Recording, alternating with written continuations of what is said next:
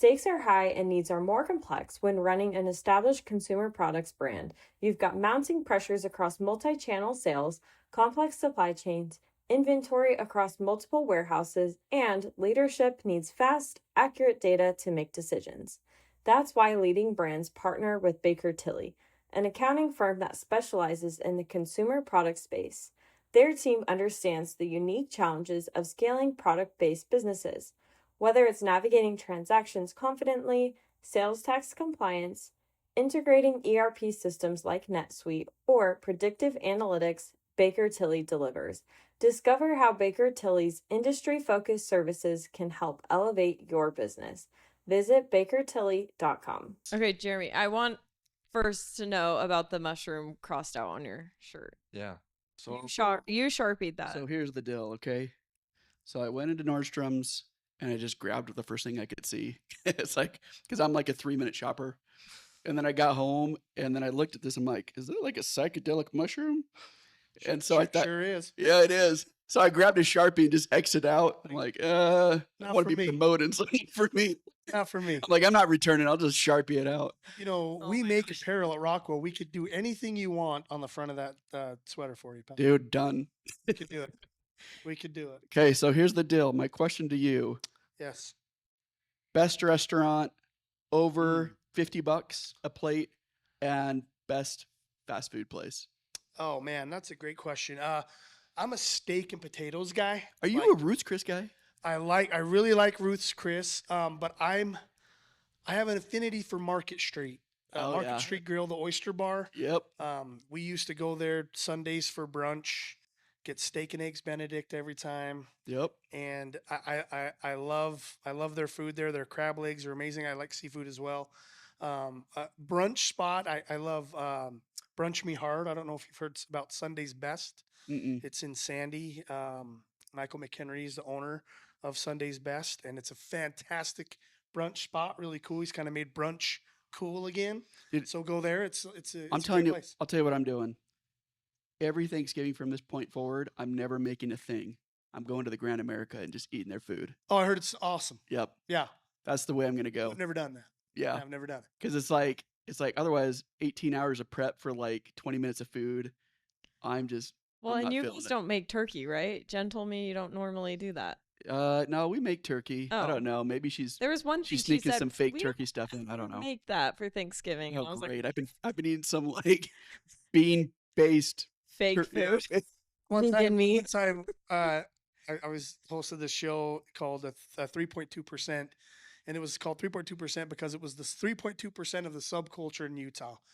And we went with these people, and their whole thing was these vegan Thanksgivings that they would throw in. So it's the first time ever I had tofurkey. Oh. And it came out shaped like a turkey, and it certainly was not a turkey. Dude, isn't that like against the Constitution? It was. What it was? I did. Yeah. Okay. Yeah, we did. We knew what it was. At least you went in with the right. I tried it, and I'll never do it again. That stuff will kill you. Yeah, no thanks. I've been eating lentils for like 17 years now, and I'm so done with lentils. You're done. So I didn't know lentils was a thing.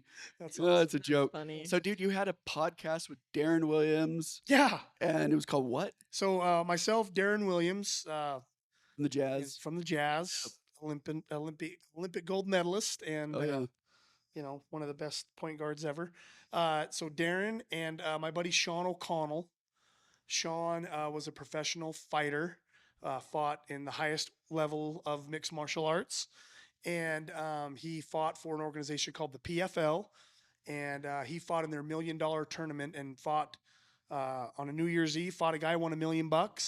And when he won, he signed the contract with them and said, when my fighting is done, I want to be cage side commentary.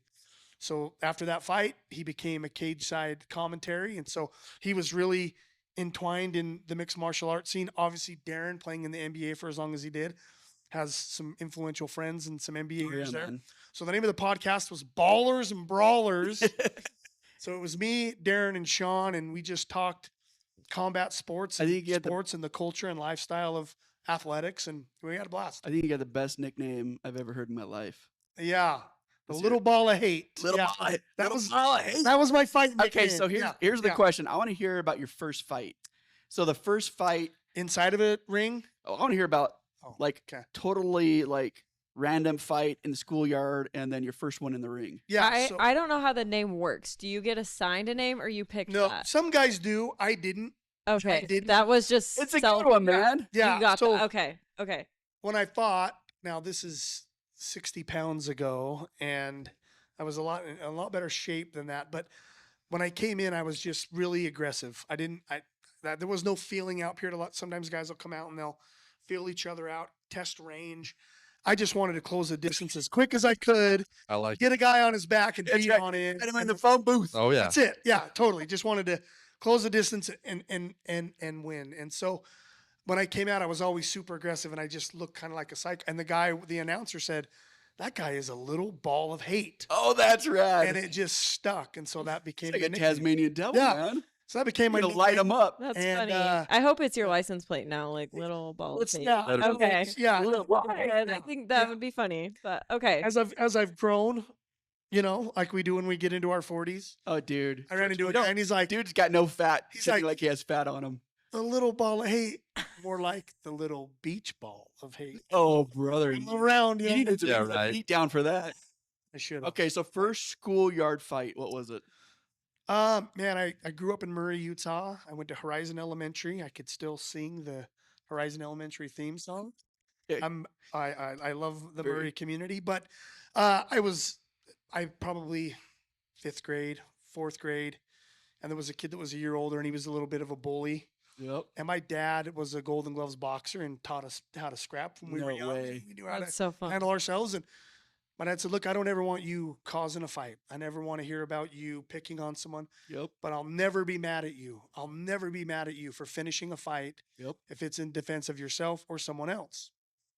And I went out and never had a problem. And then this one time I had a problem. Guy was picking on my little brother. He was a year older than me. And I just squared up and beat the hell out of him, Oh, It- yeah. As I say, beat the hell out of him, but we were in, I was in 5th grade. So I don't know, like, Back how then, that's you all did. It's all relative. he had But bloody though, nose. he really did, though. That's That's what the I'm deal. thinking. Yeah, well. I don't think it was like a 5th grade version. Well, and I think from that moment, like I was always smaller. I mean, my senior year was 135 pounds. I was always a smaller guy, played sports, loved football, but I was just never big. I was never good at those. But I really liked wrestling. Wrestling yeah. was, and I wasn't great, but I was good. I was okay. And I just loved combat sports. I just fell in love with martial arts and wrestling and jiu-jitsu and striking. And so I was doing a little bit of training and I ran into a guy that was putting fights on Yeah. here in the state of Utah, and he was looking for talent. No way. And he had seen me do these. They used to do these Saturday night 1-minute round boxing events at Club 90. Club That 90 sounds a was little club in sketchy. Sandy, and they literally put the ring right in the middle of the bar, so you could have a few beers and sign up and fight. Let's go. So That's I did that a few times, and man, I just loved it because I loved the competition. I bring a crowd, and people would cheer your name, and I'd knock dudes out, and it was So you awesome. laid out a guy in 60 seconds, and they're like, hey, you gotta Yeah, have this guy. yeah. And so he said, "Look, I'm putting on a show. I'm looking for mixed martial artists, like what you see in the UFC." And me and my friends were watching bootleg UFC tapes in our, in my basement the moment UFC 1 came out. I'm like, for those that don't know UFC, you may be living under a rock, but back in the day, it was way more a spectacle than a sport. Oh, yeah. So you'd have a 500-pound sumo guy fighting a 190-pound Valley Tudo fighter, and it was like, who's gonna win? Well, they wanted to answer that question. Oh, yeah. There was a guy named Hoist Gracie that Oh, came into yeah. the scene. Hoist Gracie wore a traditional-looking karate gi, and the guy was a master at jiu-jitsu. And so he would close the distance, get guys to the ground, and choke them Is he unconscious. the Brazilian guy? Brazilian guy, yeah. And not a lot of people know this, but really, it was really an infomercial for the Brazilian Jiu-Jitsu brand. No way. So when the UFC first started, Hoist Gracie was dominating everybody. And you can look back in time and really see how many Brazilian Jiu-Jitsu gyms opened up in this country during that period, because everybody that watched those fights was like, I've got to do that. I've got to be able to be a 120-pound guy that could take on a 300-pound dude. And size isn't an issue. It takes that out of it. Now there's still some, there's still. Do you ever get in the ring where you're Athletic. like, Oh, dude, it's huge. I'm not Well, doing this. by the I gotta time go. by the time I started fighting, there was regulation. Yeah. So what right now it's overseen. It's really one of the only sports in the world that's overseen by a government institution. Yeah. So you have to be the athletic commission oversees combat sports. When I fought, they didn't. There was none, Yeah. but it was still regulated. There was still so we had weight classes. They were a little fluid. They weren't as strict as they are now. So if I fought at 155 and I weighed 159, Still- they'd still say, okay, you could still fight. Yeah. So most of the people I fought were my size, Yeah. my size guys. And I had a really good run when I What was first your started record? fighting. So overall 17-3 was my Holy record. cow, Yeah. dude. That's awesome. Yeah. So And that's how long including did you fight for? like 4 years, 5 years, Okay. probably 4 or 5 years. And then I made the transition, kind of how I was telling you the story of Sean O'Connell going from fighter to cage side commentary. That's what I did. Okay. Once my fighting was done, really, I was tired of getting punched in the head, and I met my now wife, and she's like, "Look, this is fun and all, but is this going to be your career? Getting punched in the head?" So I decided holding a microphone was a lot easier than getting punched in the head, and so I made the transition to Jack, you ever been? hosting the show. You ever been in a fight? Not really. No, I'm a pretty peaceful guy. So Peaceful. He's huge though. yeah, big boy. I'm a Big gentle boy. giant. So I asked. Well, he said he can Play kick my sports? butt. It's like Ferdinand the Bull. I am curious though. So in your time fighting, is there any lessons that you learned? It reminded me of Chris Kyle. You said that your older brother, I think, was getting picked on or something. And it reminded me of Chris Kyle Sheepdog. in his movie, right? Yep.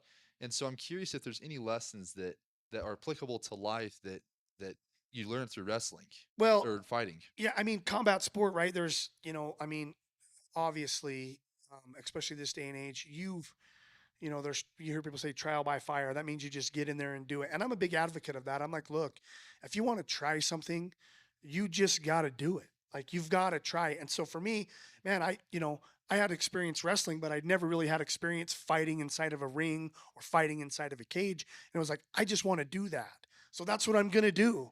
And made that leap to do it. And it's really shaped the career that I've had. Now I'm 45 years old, but I've had an amazing career in business. And it all started with with my mixed martial arts career, gained a little notoriety. People knew who I was.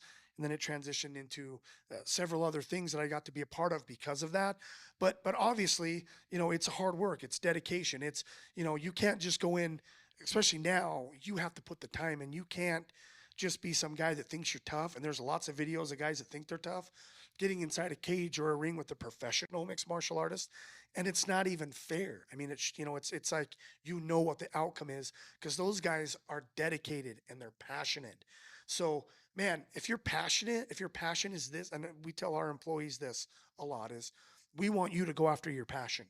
So in my business, we sponsor a lot of athletes and we're a part of different events. So yeah, that's like what Rockwell's known for. Yeah, and combat sports is one of them because I'm huge into combat sports and I love it. We've got other guys that are huge into motocross. They love racing motorcycles. And so we'll go after that. Those are the next group of guys we're going to go after because you love motocross. You like to ski, let's go after skiers. You like to wakeboard, let's get after the wakeboard scene. And so we really want to take our guys, I say guys, but our team's passion, and then we attack those. How big is your So- team? Well, we're relatively small for our operation. We have like 11 core employees that run kind of the day-to-day operations of Rockwell, and then we have lots of affiliates and other people that push and promote the brand. But our core group, there's like 11 of us. So Well, that's like cool. I was chatting with Ryan Gardner, Bucked Up. They have like 75,000 affiliates. It's like insane. crazy. Crazy. So Yeah. you guys go after the affiliates pretty hard. Well, at one time we did. Well, and some influencers that have probably been on this podcast can tell you that at one time, promo codes were a big thing, right? Oh, You yeah. were a business, you'd give someone a promo code, they'd put the promo code out, people would use it. We would pay our ambassadors based on what they sold. It was really an ROI situation. It was they would push it, we would pay them a percentage of what they made. That shift has happened where that's not really the case anymore. I mean, there are some of those out there, but a lot of these kids now, when they're 5, 6, 7 million followers, they can get paid up front. And that's just something Rockwell's never done. We've never paid and we've never written a check to an athlete and said, Yep. be our guy. It was always, do you like our product? Do you like our lifestyle? Do you Yep. like the things we're doing? You earn it. If you're passionate about these things, then you're a fit. we'll take care of you. And that's what we did. Yeah, And now so, it's kind of backwards. yeah. And so now that's what we still to this day, we don't really pursue. People will come to us and say, hey, man, I like what you guys are about. I like the things that your company stands for, the military, first responders, military, police officers, a sense of community. And that's our core customer. And if you support those values and you're into that, then you'll be into the brand, and then we'll support, So you were, sponsor, and do we were that. chatting at lunch a couple weeks ago, and you really interesting story about you and your business partner and how he was driving, hating his job, and all that. Yeah. Tell us about it. Yeah, so Rich Agate, he's probably one of the most inspirational people that I've ever had a chance to meet, and now it's awesome because we're business partners, and that's a kind of a cool story there too. But Rich will tell you that there was a time in his life when he was driving to work every day, and this is when he was making a train carload of money working in the oil and gas business, and every day he passed a tree, and he's like, I'm either going to drive to work or I'm going to drive right into that tree Crazy. because I hate my job. I hate Oh. what I do. I'm not passionate about it. I work with these people and it's backstabby and it's just not Yep. what I love. And so he was making a bunch of money, but that wasn't what his passion was. And so he eventually said, I'm done. And then started a company called Bike Sellers, selling motorcycles, and started a supercross team. And then we had met because he wanted to get into combat sports. And I was kind of a figure in the combat sport world here in the state of Utah. We met on a Friday and literally started a production company Monday It's insane. to film and produce all the things that Rockwell had planned and that we had envisioned on a whiteboard. What are the things we want to do? What are the things we want to go after? And from that moment, we created our business, and we've been partners ever since. That was in 2007. Oh, that's So- rad. I see that you're Yeah, wearing- but Rich, yeah, he's he's a fantastic guy. He's got more stories than the Bible. I mean, this guy's been, he's been everywhere and done everything, and we make a pretty good team. And I say that, but it's all of our team. It's our employees, it's our guys, it's our group. That really It's make, ki- it's make ki- it what we're able to do. kind of fascinating, just like learning some of your responses and how you like manage a team. And like a lot of the leaders, if like there's a big meltdown at work, they'll be like, okay, let's take a step back, let's see what's going on. Yours was really fascinating, and I liked it a lot. And it was, I'm gonna rally the troops. Like I'm gonna make sure that like we control the narrative, and we're all in this together. Like that's like the core. And I don't know, I thought that was pretty cool. Yeah, it's kind of like one mistake, all mistake, right? If something happens, we're like, look, we're in this as a team. We're all in this together. What we do, what you do, affects me. What I do, I know affects you. So, guys, and unfortunately, we've had some shifts at Rockwell where we've had to pivot, Yep. but we make sure that we do it as a team, right? It's like, guys, this is happening. Do we want to move this direction? What are the thoughts? What are the pros? What are the cons? Awesome. Can we get all hands in? Are we good? We good? Boom, let's do it. So that's what we've been able to do. That's the culture that we've been able to develop at Rockwell. And we've got some really amazing people that punch in every single day, put their time in for this brand. They believe in it. They love it. It's their life. Because really, it's not a job. For us, it's a lifestyle. Yeah. I don't just wear a Rockwell hat and this shirt because I'm coming on a podcast Yep. to hang out with you awesome people. It's like Yep. we live the brand every single day, 24 hours a day, 7 days a week. Our values are lined up. Our thoughts, our visions, and what our goals are. We're all in this together. You guys So had that's like it. a kind of a crazy pivot because like you used to have like really your core was really high end stuff. Yeah. And then ultimately you're like, I don't know if I should release the Coliseum watch. And then basically became your bread and butter. Yeah. So what was the Yeah. decision there? So when we first started the company, we had partnered with another watch brand that wanted us to do some marketing and some things for them because really we are a marketing company, really at the end of the day, that has watches and sunglasses and cool apparel that we sell. And I can kind of get into that in a little bit. But these guys had a little $25 watch that they wanted to sell in Walmarts and mass distribute and sell them and make a big money, by more quantity than quality. And Rich is like, look, I don't want to do that. I think that there's enough opportunity in this space that we're already currently in the action sports world to where we could develop something that's really big and flashy. That's what these people are. These guys are big and bold. And let's make some big. So our first signature series watch was the 50 squared.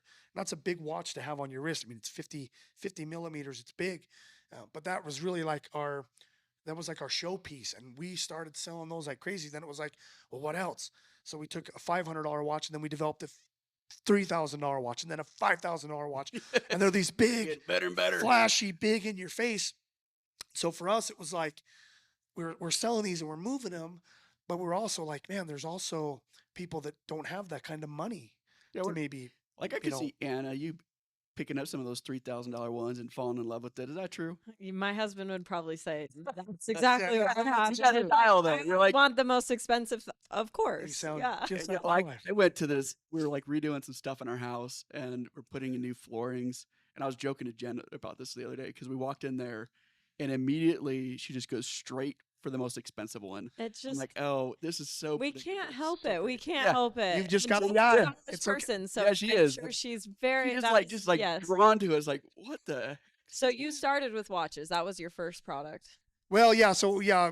Well, at first, initially, it was called King Rock Clothing, and or Kingdom Clothing, and Rich wanted to make T-shirts and Yeah. hats and stuff, and he was doing that, and they were selling. But at that time, I say this a lot, but any two, a knucklehead with two nickels to rub together was starting a T-shirt company. Yeah. So there were T-shirts everywhere, and so That's probably Rich what is like, guys- what's another product that we could develop that's really not in this space, that we could capitalize on and make really cool. We could take it and make it cool. Watches was it. But And how do so- you do that though? Because it's like, I know it's like there's a massive leap between like wanting to start a company and now all of a sudden like having to like source the product. You have to brand the product. You have to find a way to market the product. Like how did you even find like Well, it's mind blowing to me Yeah. how you even like found the right manufacturers to manufacture the watch. Well, and a lot of trial and error, but I can tell you this, one of the things that I think is most important ever in business, and Yep. you're a guy that and you guys probably feel the same way, is I don't care what college you go to. I don't care what degree you have. Yep. It is your network. It is the people that you know, you Yep. like, and you trust. That's who you do business with. Yep. Those are the people. And so Rich, these people that he had partnered with to make this little 25, they had kind of done the legwork. They knew some of the manufacturing and where it could be done in Asia and in China. And so Rich said, look, let's kind of piggyback on that. Guys, within a year, Rich made him an offer and said, look, we want to just take this completely over and run with it. And they're like, go for it. Do it. Let's see what you can do.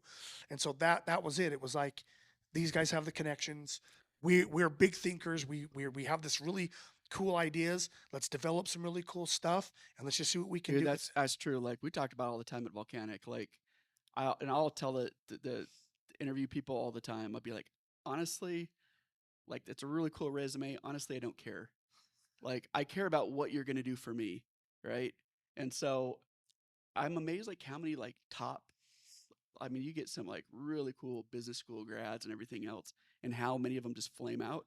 And you're like, dude, because you feel like you've already arrived, or you feel like you're better than other people here. Sure. It's like, dude, you haven't even like spent a day working in the real world yet. What are you doing? And then some of my best employees ever are just people that were like adaptable and they could grind and that were loyal and that were honest. Scrappy. And that's what scrappy. That's honestly the method of success all the time. For sure. And so I'm like, I've got a boy who's 15 right now, and we're talking about what do you want to do, and he's thinking about the Marines or the Air Force. And for me, like my initial reaction was, well, wait a minute, what about grad school? And now I'm like, he came to me with this plan, and he's like, you know what, Dad, this is what I'm going to do. I'm going to go be an electrician after I'm done with that, and then I'm going to own my own business, like with a bunch of other electricians, and then I'm just going to, build it on out. And I'm like, dude, you're actually probably going to be a lot more successful than anybody else going to school. Like, that's the reality, man. Yeah. Well, and I think that there's a little bit of a lost art to that, right? And I just don't know if it's, speaking of electricians, some of my best friends in the world are all tradesmen. They're in that industry, right? They're guys that may not have excelled in college, but man, they went and did a trade and they excelled at that trade. And they've gone on to start amazing companies that are just killing it. I know. And they're making great money. They got their hands dirty for a long time, but now these guys are in positions where, man, they're out there making the dough, doing the work that nearly no one wants to do. That's right. And come AI, those are going to be the people that are employed. Serious. I know. Guys, and you didn't have a background in business. You were a fighter. No. So no. Zero you're background. kind of proof of Lucky your to graduate high school. And we're actually talking about this this recently. Like, he's totally a self-made man. Like it's a fascinating story. Like Yeah. with how he like grew the company and how he's grown everything. Like But it it's wasn't because he handed has the like grit. Like he knows how to work hard and yeah. So I'm fascinated by anybody who's successful, but I'm super fascinated by people that are self-made. Yeah, well, Right? thanks. It's a different deal, and you're Well, right once there. again, right? It's relationships, right? And I can tell you that I wouldn't be where I'm sitting at right now if it wasn't for Rich. Like Rich Agate, my partner, the guy saw something in me that he liked. Now I can tell you that he is a straight up, Bishop Brig LDS. Never, I don't think I've ever heard him swear. Maybe twice in his life. I'm an Irish Catholic guy. So we're like this yin and yang. But man, it freaking works, right? That's It rad. really works. And so, but I wouldn't be. I wouldn't be anywhere where I'm at without Rich, and that's just a relationship That's that right. came along. We had some things in common, and then we ran with it. And there's opportunities like that in people's lives all the time, and sometimes you miss them. Yep. You don't see. Maybe you are thinking of too much about, hey, what can you do for me, or what can this person, and not what can I do for you. When I met with Rich, it was like, man, I've got this fire organization. This is what we can do for you. We could really elevate the brand and do some things. But God, you got so much cool stuff going on. I want to kind of get into that. I want to Yep. learn more about what you've got going on. And it was a conversation, and then literally started our business. Tell me about It's Geppetto. awesome. Geppetto, your eyewear guy. Oh yeah, so yeah, it's kind of funny. I'm like, so our eyewear is handcrafted in Italy. I tell people that, and it's the truth. It's not just something that we throw out there. We've been to Italy several times, visiting the factories, Dude, they're which sleek. what you'll find is not a lot of people do. People will start an eyewear company. They'll maybe source, but they'll never actually boots on the ground go there. Yep, they'll just We relish it. Yep. We're like, let's go to Italy. Let's find the best one. In fact, Rich and his daughter Ariel, who runs all of our apparel division, and her husband, they just were over there at the Sunglass World Fair, and then they went and visited all of our factories. wow. And the people are like, classic. They're just, you're here. I can't believe you traveled from Utah to come to the factory. And so these guys really, were fortunate enough that like an Oakley who sold for 2.8 billion or whatever, they're ordering millions and millions of pairs Yeah. of sunglasses. And we're not Oakley. We're not doing that. But these guys treat us better Dude. because we go there and shake their hand, and Yep. they're awesome. And the first time I went there, we were going to develop. Rich was like, hey, what's your favorite eyewear that you would wear outside of a brand if we start a brand? So I was an Oakley guy, and I had Arnett's, and I had the RNAs or whatever, but I had these different glasses, and there was these thicker kind of glasses you could wear on a motorcycle. You could wear them and wouldn't get wind in your eyes. So I went there and I sat down, and we're talking to this old guy, and he's got a big black block of clay sitting in front of him and a wood carving knife. And I'm explaining to him these glasses, and he's carving the clay Just doing it. as we're talking. And by the end of the meeting, he had carved out exactly the glasses that we wanted. It'd be fun to be that good at life and something. Like, Yeah. I know. You're like, well, I'll just be this little masterpiece guy over in the corner. And he did it. And literally, we've produced thousands of Is- those pair of glasses. But That's it, right. it was like that for every factory that we went to. It was, that they were happy that we were these people that were willing to make the trip to come over and shake hands and Okay. meet with them. And Best place in Italy. oh my gosh, Are you like hard. are you an ice cream guy or are you a gelato guy? I mean, Well- I'm gonna learn a lot about you right now. here's the thing. I think maybe if it's to find a real true gelato, like Yeah. I've had gelato in Italy, and I could say that's really gelato. Like that's That's legit. right. Like, Yeah, no, that's yeah, legit. like Venice. Yeah. Yeah, Venice, which Venice was amazing. We were there. Isn't that place It was crazy? a festival that was going on, and it was, you see it on movies, and you see, but to go there and Dude, experience it, I didn't know this, awesome. but Venice is like, it's like all it is like cut down trees, and it's like just floating on the water, like all the houses on top of it. Like it's Floating not, on the it's not, water. it's I've not, never an, been. they're not islands. not islands. No, it like that's mind-boggling. And the history, right? Oh, yeah. Like I was just talking to a guy today. He's the CEO of Mountain Land Supply. His name's Joey Liddell, and Joey has become a great friend, and they're an awesome brand partner of ours, Mountain Land Supply. And he had just gotten back from Dubai, and he was there for a work thing. They brought a bunch of high-end executives over to Dubai, and they do these retreats for him. And I was talking about Dubai, and he's like, "It's amazing. It's beautiful. It's all brand new, and it's like the best of the world's first and the world's biggest, and not world's first, but world's biggest." And he's like, "I'd rather go to like Ireland and walk down a cobblestone fence that's been there for Oh, no, 700 years. And I totally. feel the same. Like, man, it'd be really cool to go there, but I would much rather go somewhere where you can learn the history Dude, of I got what that is. a good Venice Catholic story for you. So I was out there, I don't know, maybe it was like a decade ago, and me and Jen were on their little boats going from Lido to some other little islands. And I'm like, why don't we just stop here? And so we stopped at one of the little islands, and then I'm like, let's just go off to the right. And so we started traveling on down, and we're like, let's just go to the left. And it was just like total accident. Like, you can never do this. And we find ourselves in this big old, I don't know what it was, this big old bowl. And all of a sudden, people start gathering around us, and we're like, what's going on? And they're like, the Papa's coming. I'm like, the Papa? They're like, the Pope. Like, the Pope hasn't been here for 75 years. No And we like way. ran right into him. Jeremy was- casually. it sees was the Pope. Crazy. That's crazy. I didn't know he didn't like leave Rome. Like, Yeah. I didn't know. Like, dude, Yeah. if I lived next to him, like if I lived next to Venice and I was the Pope, I would go all the time. I'd be there. I'd be like, I'm gonna go get some gelato. I'm gonna kind of enjoy. I mean, it's a gorgeous That's place. wild. That's really I know. cool. So, other question: who does it better, U.S. on pizza or Italy? Well, This is an easy one, by the way. I mean, here's the thing, though, and my opinions may, and this may not be a popular opinion. I know there's these pizza Oh no, aficionados out Little there, Caesars. but I like a Chicago. I like a deep thick, dish. It's like a deep soup. dish The pizza. guy likes a That's soup. got like everything on it. I'm not like a thin. My wife though, she likes thin wood fire, like oak. Oh, Have you ever been to yeah. Oak Pizza Kitchen? Oh no, I Oh, haven't been there, but oh. I've been to Medici's. Medici's is Oh, good. yeah. That's Beach is good. Yep.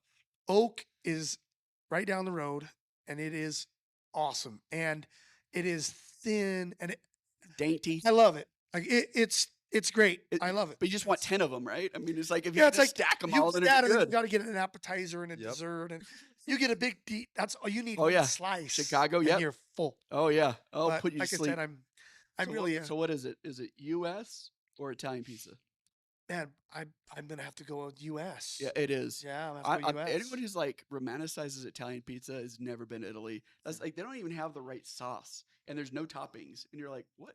What is Yeah, this? it's like flatbread with stuff. yeah, Like not it's like nasty. pizza. I'm like, just whatever it is, just throw some pineapple on. I'm okay. And I'm a guy that knows a thing or two about food, Yeah. so I'm saying I'm going. To Are you a pizza US. guy, Jack? I'm a pizza guy. Big I'm a pizza- deep dish guy. I also like the Deep thin dish crust. guy? Yep. Have you had the cornbread one? The crust. Oh, that's it's like heresy. A cornbread I'm not crust? doing that. No, I haven't, but it sounds interesting. Okay, I thought it would be kind of gross, but it's actually really good. Like Really? it's kind of deep Cornbread. dish, but it's a cornbread crust, and you put honey on it. Yeah, that's. You've had and that. I've never had the cornbread. Oh, okay. crust. The honey Honey? stuff I've is had good. the honey. Honey is Okay, a The honey is good. Uh, Well, Uh, try it. pizza, You would though. probably like it. Yeah, If it you're a has to be cornbread guy, I'm gonna maybe. try but- Pepperoni. Yep. Yeah. Yeah, Okay. I went on a hiatus on pepperoni pizza for like 20 years. I'm like, oh, I'm just gonna do Hawaiian pizza. I did that for like 20 years, and And now ranch. I try myself some pepperoni. I'm like, what have I been doing? What I a- know.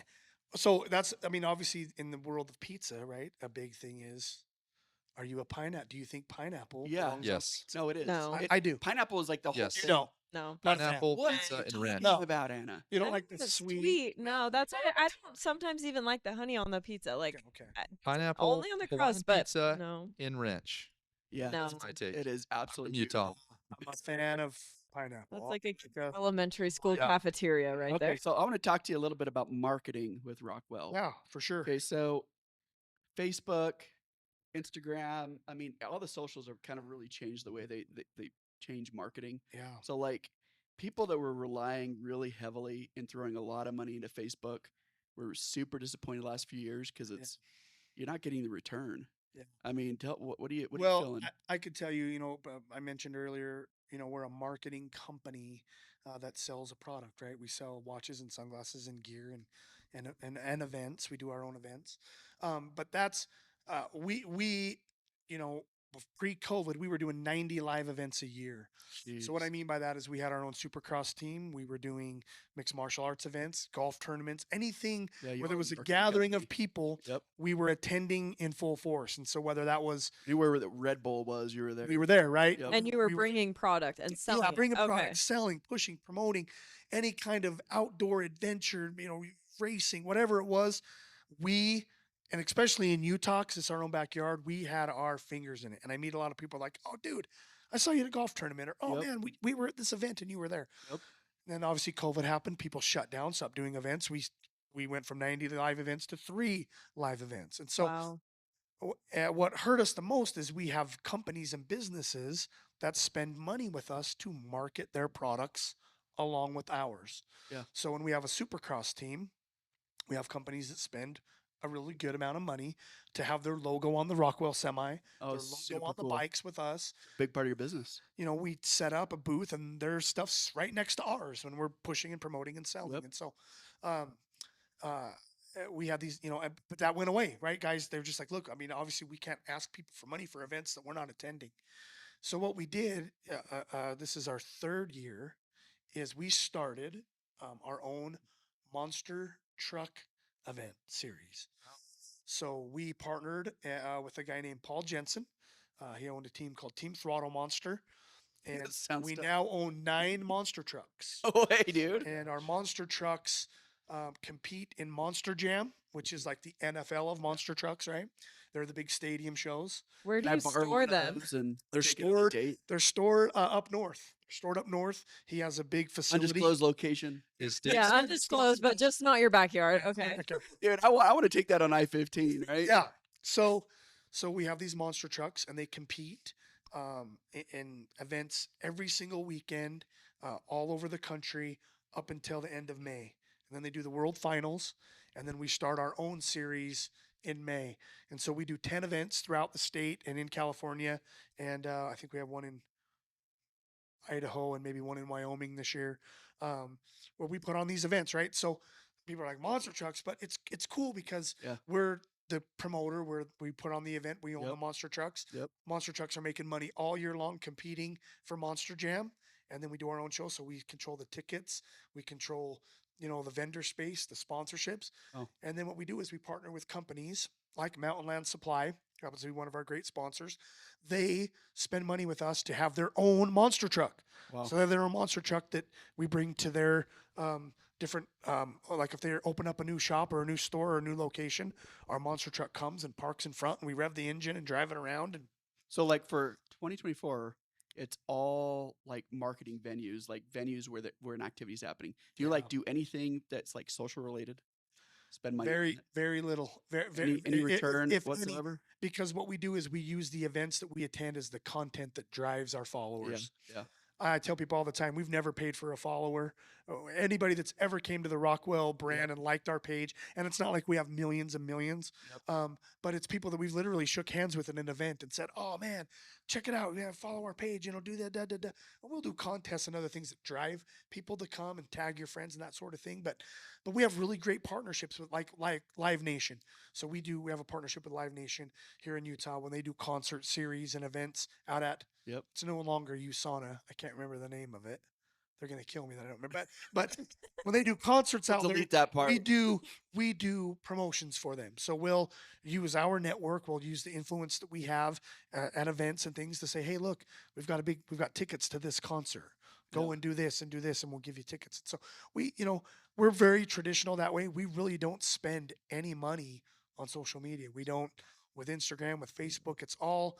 We spend the majority of our money attending events, partnering with good organizations that are driving people to come check out what they've got going on, and then becoming fans. So of Rockwell. if Rockwell was like a 90s band, who would they be? Oh man, that's a great question.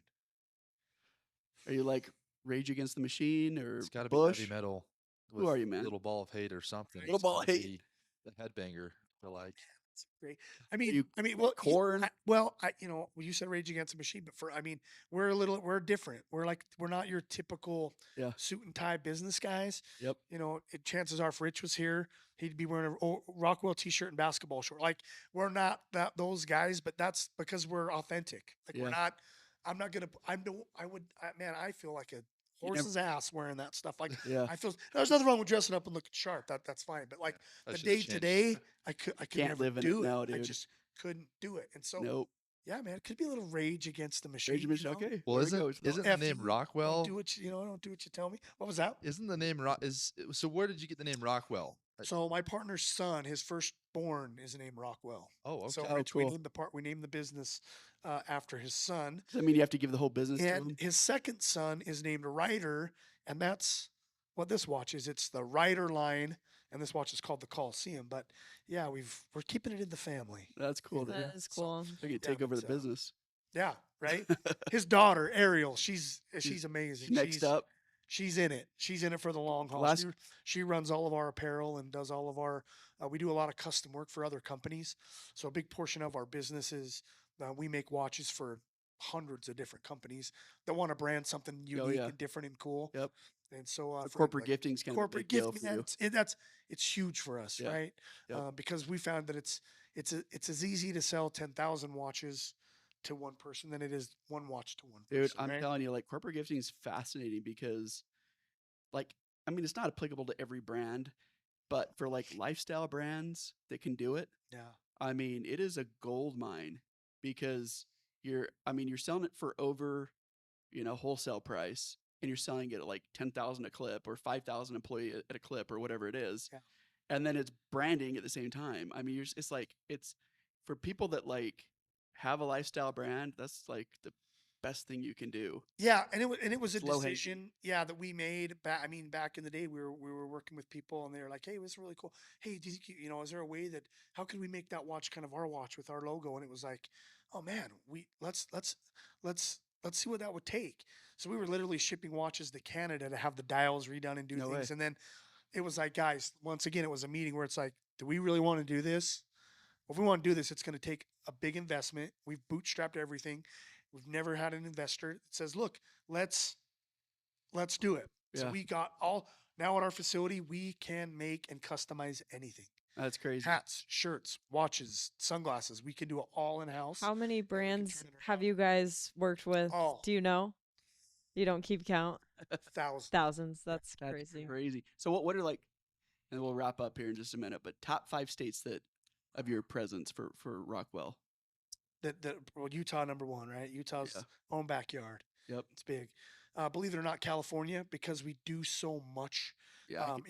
That's very easy for you. Supercross and a lot of big events are there that are sport Oh, related. yeah, for sure. California brand. Texas, right? There's a lot of Yep. Patriots in Texas, and that's our core. It's Yep. anywhere where there's a military base, you'll see kill it. someone wearing a Rockwell watch because those are the people we support. Yep. Right? We support our military. We back the boys in blue. We love firemen. We love first responders. And so, anywhere that has that presence, man, we seem to do okay. But a lot of it's West Coast, and then, man, Florida. At one time, we were doing a lot in the surf and wakeboarding and Yep. scene and things like that. And that like seems like a lot of those guys came from that area. And so, and obviously, man, like I said, Texas and those are states we love. We love to visit and love to go to. But Well, I dude, don't think, Utah by far #1. This is our backyard. We're always going to be here. We're not going planting anywhere. the flag. Yeah, Well, you're a rock star for coming on. I I appreciate. appreciate- Well, this is great. You're like the most You likable. guys Thank you use so this? much. Yeah, stop it. No, you super are. You're making me blush. All right. Well, thanks for coming on, man. Hey, thank Best you of luck guys. I to you. appreciate it. And man, I look forward to seeing all the cool guests. You've got like a lineup of them. It's excited. It's ridiculous. It's Excited. like Yeah. anybody is the I'm low on the totem pole. No, ladies and dude. gentlemen. Whatever. I'm excited to put you at the top, like physically and stop it. personality wise. Thanks again. Appreciate it. Nice to meet you. In the fast paced world of retail, technology can be a transformative force, reshaping the way businesses operate and consumers shop. Is your retail organization leveraging technology to its top capabilities? Evolving your technology capabilities can help enhance visibility into your business, decrease risk of increasing cybersecurity incidents, accelerate productivity with artificial intelligence, and more. Deeply immersed in the consumer products industry, Baker Tilly professionals bring customized solutions that can help you find the right technology fit. Visit bakertilly.com to learn more.